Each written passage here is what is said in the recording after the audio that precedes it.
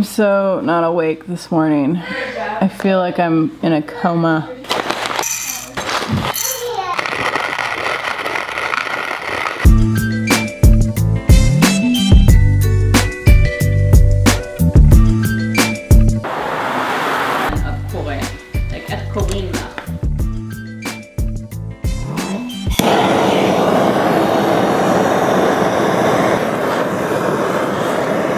There you go. Creme brulee for breakfast. Yes, please. Rachel's first time eating creme brulee. It's amazing. So creme is cream. Brulee is burnt. It's burnt cream. That's what this is called. Well, creme is creme in Hebrew too. This is really good. There's something called crembo. I love the top. The top is my favorite. The top is...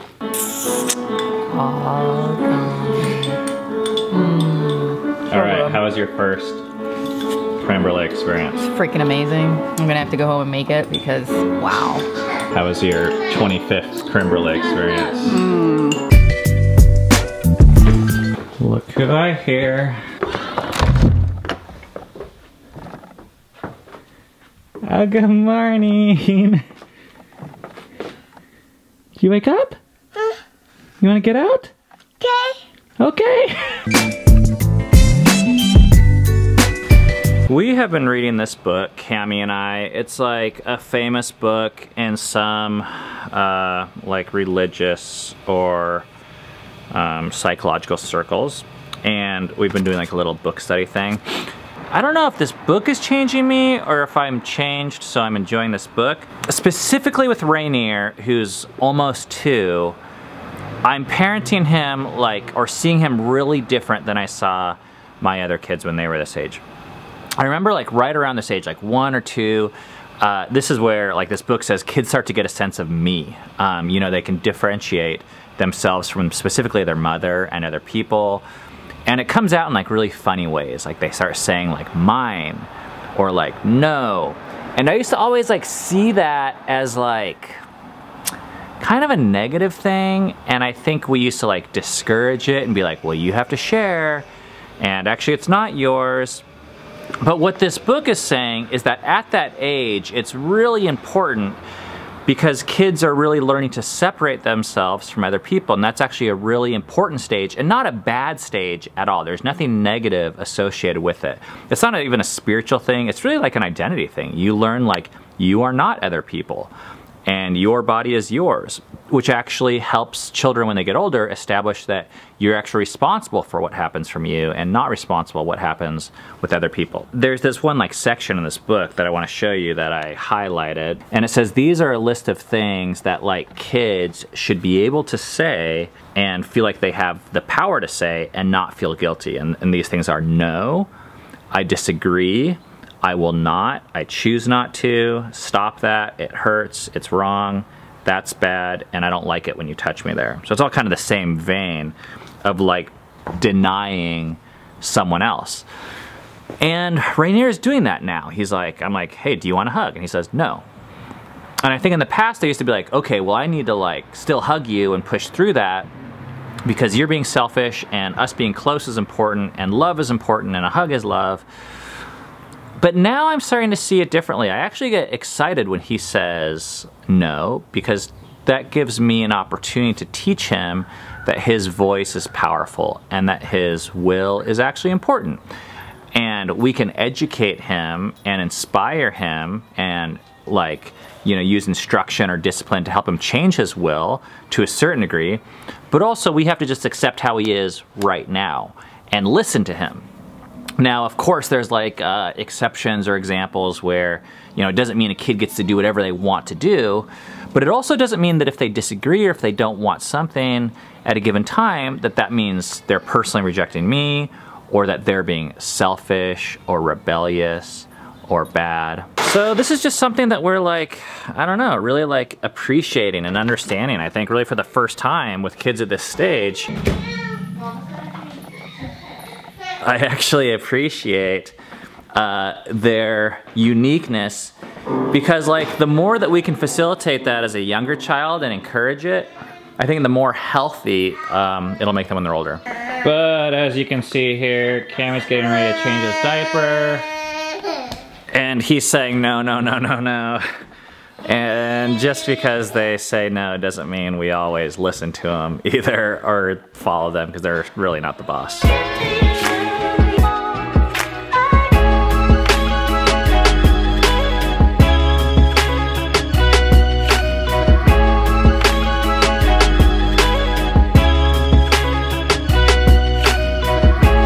I am writing a letter to a family member of mine, and I wrote my first draft like a week ago, and I had Ben look over it because I just thought that would be valuable, like the input that he would have, and someone more objective than me, at least for this. And he looked over it, and there were some things that he said, yeah, I would maybe look at this and think about changing this. And I sat today and wrote another draft, which was quite different than the first, because I think partially because of the input that Ben gave me. I've just found that it's really valuable to ask for other people's input that you trust, kind of get outside of your own head, and in this case would help you communicate more effectively and more what you want to communicate. I'm just glad that I have Ben and I can trust him to do that. We are on our way to our date night now and running a little bit late, but we thought we'd slam a quick Q&A in here without an intro. So we have two questions today. Brittany Getz on Instagram asks, what might a conversation with a young child about sex look like? Where do I start? What do I say? I don't want to bombard my son with information he isn't ready for, but I do want to start to introduce the topic so it can evolve over time. And she says her oldest is 4 years old. Brittany, this is the perfect time. I wonder if I can fix the lighting around here. How does that work for you guys? Is this gonna blind you? Oh, look at that, that's great. I think it's fine to talk about the parts that boys and girls have and what parts go where, and I honestly think a 4-year-old can handle that. And I don't think you have to go much past that. I think the way you know that they can't handle is that when they're like bored and can't stand listening. Yeah. But what's funny to me is that most 4-year-olds don't know to be embarrassed about those types of things, right, unless we teach them to. I mean, they don't have a problem being like naked in the bathtub and then they run around in the house naked. We have to, like, you know, they learn eventually to not do that. Right. I think saying sex, just like even saying the word, this is what mommy and daddy do, this is how babies are made, we have fun and enjoy it, this is for married people, I mean, depending on what you believe. Whatever you believe about it, you know, just use small words that a 4-year-old can understand. Sometimes I feel like teaching 4-year-olds about sex is for them, and sometimes I actually feel like it's more for us. You know, like when we sit there and realize how awkward and weird it is, it kind of gives us, it's almost like therapy in a way, to go back and realize, like, why is this so weird? I remember hearing, like, when I was raising 7 and he was like 7 or 8 years old, there was a time period when yeah, go for that, you got that one, nice. There was a time period when it started to get like really awkward for me to hear him cry. Like I would get like angry and I couldn't really deal with his emotion very well. And someone suggested to me that there's a good chance that around that age for my own childhood was when I stopped feeling comfortable expressing that kind of emotion. So around 8 years old is when I stopped crying or expressing emotion. And that was a way for me to work through, like, oh, well, I don't think emotion is bad, and why do I feel uncomfortable with that? The second question, it's so interesting to me that when you asked your kids how much money they had and if they wished they had more, they all said no. I work with kids and it seems like everything for them is about getting more. Please share some advice, lifestyle changes we can do to help kids get out of this mindset. This is a tough question, but I can think of a couple things that I might suggest. I always believe that kids take their cues from parents. So if parents believe that more money is gonna make them happier, then kids are naturally gonna believe that. They're just gonna pick it up from the conversation and the belief system. So it actually has to start with ourselves.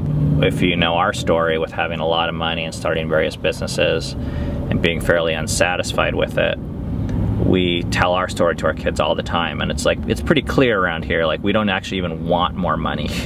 And I guess the second thing would be, we're constantly trying to help our kids understand their choices and teach them that.